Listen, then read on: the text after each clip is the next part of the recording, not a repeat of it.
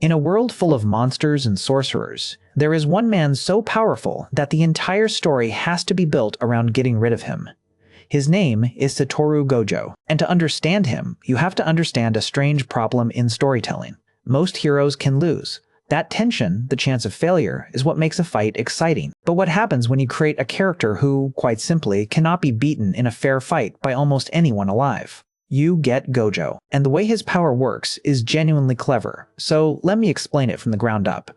It starts with a thing called cursed energy. In his world, negative human emotions, fear, anger, regret, leak out and pool into a kind of invisible energy.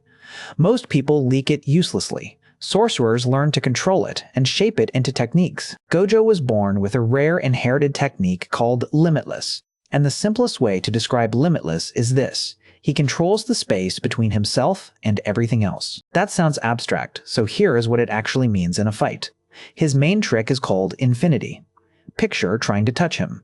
To reach him, your hand has to cross the distance between you. But Infinity does to that distance what a famous old paradox does to a runner.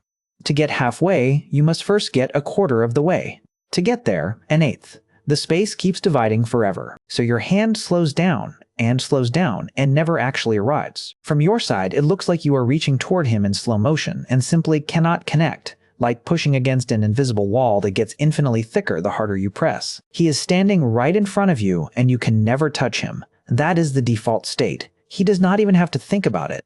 Then it gets worse because he can turn that control of space into attacks. He can make the empty air around an object pull inward, dragging everything toward a single point because he is manipulating space to converge. And he can do the reverse, an unstoppable outward blast. The most basic version of touching this power tears a normal person apart because their body is not built to handle that kind of spatial force. But none of that is his strongest move. The strongest thing any top sorcerer can do is called a domain expansion. It means building your own private pocket of reality and trapping your enemy inside it. A world where your technique becomes the absolute law and cannot miss. Gojo's domain takes his control of space and information to its logical extreme. Inside it, his enemy's brain is flooded with literally infinite information. Every possible piece of sensory data all at once, forever. The mind is not designed to process infinity, so it simply locks up. Victims are left unable to move, unable to act, their bodies frozen while their brain drowns. And here is the brutal part. He can open that domain for a split second, catch dozens of enemies in it, and walk away while they stand there paralyzed. So put it all together. He is untouchable by default. His casual attacks are lethal, and his ultimate technique can disable a small army in an instant, with almost no cost to him. There is one more layer. The Six Eyes, a rare pair of eyes that let him see cursed energy in perfect detail and use his own with almost zero waste, so he can keep all of this running all day and barely get tired. A normal sorcerer using a fraction of his output would be exhausted in minutes. He treats it like breathing. So how do you tell a story with a character like this? The answer the story chose is the most revealing thing about him. You do not beat him, you remove him.